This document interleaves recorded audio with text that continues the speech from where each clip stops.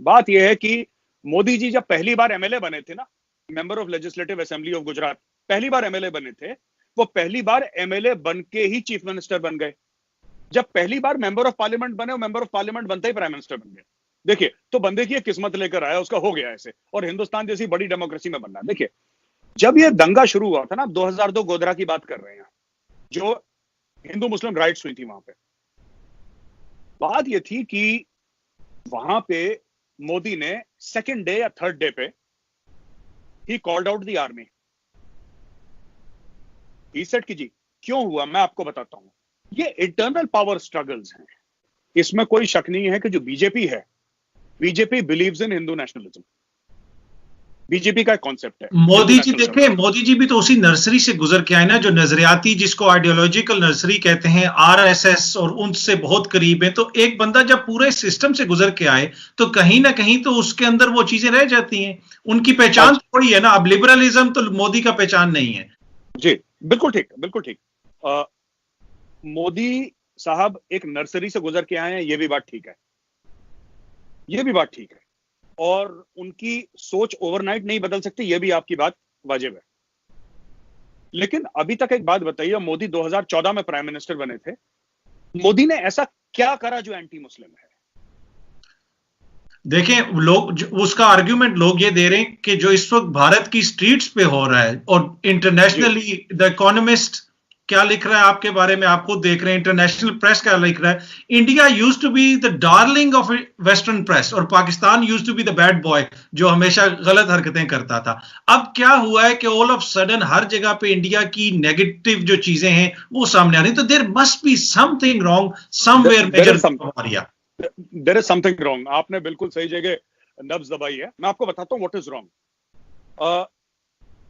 एक हमारा सेक्शन है मीडिया का, लेफ्ट लिबरल मीडिया का है, जिसको पुरानी सरकारों ने बहुत पाल पोस के, जो सरकारों को हम लोग इंडिया में कहावत है, हिंदुओं में खासतौर से कामधेनु गाय बोलते हैं, जो हर समय जिसको कहते हैं पैसा निकलता रहता है, दूध निकलता रहता है। That is how they were nurtured, people of the press. इनको पसंद नहीं आते मोदी जैसे लोग। मोदी जैसे लोग साहब इनको हजम नहीं होते। मैं बताता हूं, आपने आइडियोलॉजी की बात करी, आपने राष्ट्रीय स्वयंसेवक संघ की बात करी। अगर मैं आपको बोलूं कि मैं राष्ट्रीय स्वयंसेवक संघ की 10 मीटिंग में गया हूं, मैं बोलता हूं आपको, मैं ऑन रिकॉर्ड बोल रहा हूं, मैंने 10 बार उनकी मीटिंग्स में लेक्चर दिया, और एक बार मैंने वहां पे किसी भगवान की फोटो नहीं देखी, मैंने एक बार हिंदू धर्म का चर्चा नहीं देखा। अब मैं आपको बताता हूं कॉन्सेप्ट क्या है, आरएसएस है क्या। ये आपके जो पाकिस्तानी व्यूअर्स हैं उनके लिए बड़ी इंटरेस्टिंग बात है कि आरएसएस है क्या। RSS, they have a definition of India. आप किसी भी आरएसएस की मीटिंग में जाएंगे, भगवान के आगे हाथ नहीं जोड़ते। जो हमारे हिंदुओं के भगवान हैं, राम हैं या शिवजी हैं या और भी हमारे भगवान हैं, उनके सामने आरएसएस वाले हाथ नहीं जोड़ते। They worship India. आप किसी भी आरएसएस के बड़ा फंक्शन में जाएंगे, इंडिया का मैप, जिसको अखंड भारत बोलते हैं, जिसमें शामिल पाकिस्तान, अफगानिस्तान, जो एक जमाने में हुआ करता था, अखंड भारत, ये अखंड भारत के सामने माथा टेकते हैं, जिसको कहते हैं सजदा करना। ठीक, अच्छा, वो आरएसएस यही चाहती है ना कि जो पार्टीशन हुई मदरलैंड की या जो इंडिया की, उसको अब किसी तरीके से रिवर्स किया जाए। क्या आरएसएस ये चाहती है? कि आपने खुद अभी कहा कि उनका जो नक्शा है अखंड भारत का, जो ख्वाब है, तो अभी भी उनकी यही है, उनकी मेन पॉलिसी यही है कि हम अखंड भारत वापस देखना चाहते हैं, जिसमें पाकिस्तान भी भारत का हिस्सा हो और अफगानिस्तान भी भारत का हिस्सा हो। देखिए, जहां तक अखंड भारत की बात है, it is not just the RSS, a lot of Indians believe in अखंड भारत। इसका मतलब ये नहीं कि कल हम लाहौर पे चढ़ दौड़ेंगे या हम काबुल पे अपने टैंक भेज देंगे, इसका मतलब ये नहीं है। बट हाँ, अगर आप मुझसे पूछें क्या मैं अखंड भारत में विश्वास करता हूं, हाँ मैं अखंड भारत में विश्वास करता हूं।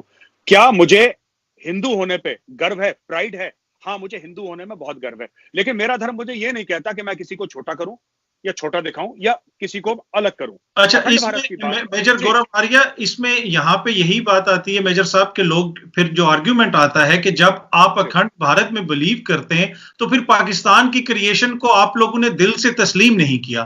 तो इस वजह से हर वक्त कोई ना कोई ऐसा बहाना ढूंढते रहते हैं कि किसी ना किसी तरीके से ये जो पार्टीशन है इसको खत्म किया जाए। सॉरी, हमारे पास टाइम थोड़ा सा कम है मेजर साहब, मैं आपके ऊपर आना चाहता हूं। मोदी जी और उन पे तो बहुत चले, आपके ऊपर भी बहुत ज्यादा इल्जाम आते हैं, ठीक है कि नहीं? जी बताइए ना। एक इल्जाम तो ये है कि आप एंटी मुस्लिम और एंटी पाकिस्तान रेटरिक की वजह से ये सारी चीजें आप इंस्टिगेट करते हैं। अतर साहब, इस पर मैं ये कहूंगा, एंटी पाकिस्तान यस, मैं रोज 8-10 ऐसे ट्वीट भेजता हूं जो एंटी पाकिस्तान है। एंटी मुस्लिम अगर मैंने कोई भी एक ट्वीट भेजा है, आप मुझे अभी बताइए, आपके पास फोन आपका बजा था, मुझे पता है फोन रखा है, आप स्पेसिफिकली अगेंस्ट मुस्लिम कम्युनिटी अगर मैंने कोई एक ट्वीट लिखा हो, आप मुझे बताइए, मैं आपसे माफी मांगता हूं। मसला ये है कि एंटी पाकिस्तान जब आप करते हैं, वही जो वोटर बेस की हम बात कर रहे थे मोदी जी के, जो इतने आर्टिकुलेट नहीं है जैसे आप हैं, जो इतने पढ़े लिखे नहीं है जैसे आप हैं, तो वो कम पढ़ा लिखा तबका, वो जो इतना मेच्योर नहीं है, वो इससे उसको एंटी मुस्लिम सेंस में ले जाता है, और उसकी वजह से फिर हम वो प्रॉब्लम्स देखते हैं जो भारत की स्ट्रीट्स पे हैं। एंटी पाकिस्तानी आपने बोला कि क्यों करते हैं, हाँ मैं करता हूं, मैं कबूल करता हूं, पर सब शुरुआत डीजी आईएसपीआर ने करी थी।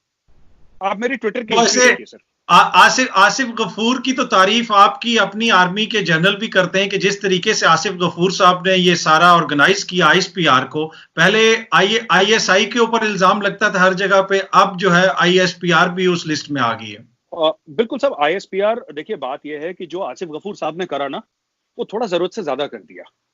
मुझे ऐसा लगता है उन्होंने पाकिस्तानी आर्मी के फंड्स इस्तेमाल करके खुद को एक पाकिस्तान में हीरो बना दिया सोशल मीडिया पे।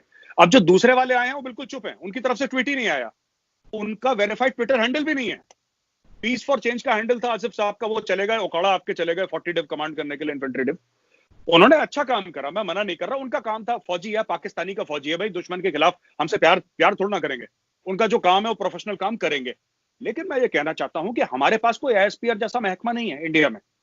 हमारे यहाँ एडीजीपी है जो आर्मी देखता है, फिर और आप आईएसपीआर के ट्वीट्स देखें आसिफ गफूर साहब के टाइम के, और हमारे एडीजीपीआई के ट्वीट्स देखें, आपको पता लग जाएगा आईएसपीआर के हर रोज एंटी इंडिया, यहां पे पाकिस्तान की बात ही नहीं कर रहा बंदा इंडिया में। तो जब हम लोग परेशान हो गए कि हमारी सरकार ये इंफॉर्मेशन वॉरफेयर क्यों नहीं कर रही, और मैं वर्ड इंफॉर्मेशन वॉरफेयर बड़ी जिम्मेदारी के साथ अतर साहब इस्तेमाल कर रहा हूं, जब हम परेशान हुए कि हमारी सरकार क्यों नहीं कर रही, तो हम कुछ दोस्त मिले, हमने बोला हम लड़ेंगे भारत के लिए, हमें जरूरत नहीं हमारी सरकार लड़े। अगर आप इंडियंस कंप्लेन कर रहे हैं तो यकीनन आसिफ गफूर ने कुछ ना कुछ तो ठीक किया होगा। नहीं, मैं ऑन रिकॉर्ड आपको आसिफ गफूर साहब के बारे में एक बात बताना चाहता हूं कि उन्होंने जो भी करा एज अ प्रोफेशनल सोल्जर करा, ठीक है, और हमारी कोई शिकायत नहीं है। बस मेरी एक शिकायत है, अगर आप डीजी आईएसपीआर से कभी मिले, आप पाकिस्तानी हैं, तो बोलें साहब जो मजा आता था ना गफूर साहब के टाइम पर, वो मजा आना बंद हो गया। अब मैं क्या ट्वीट करूं, मैं आईएसपीआर चुप हो गया, अब मुझे अच्छा नहीं लग रहा, अभी I am missing Asif Ghafoor sahab. आप वो पोजीशन को आप लेफ्टिनेंट जनरल बनाएं, उनको प्रमोट करके वापस भेजें, कुछ तो मजा है। लाइफ बड़ी हमारी बोरिंग हो गई सब। चलें, कोशिश करेंगे अगर उनके पास ये पैगाम पहुंच सके।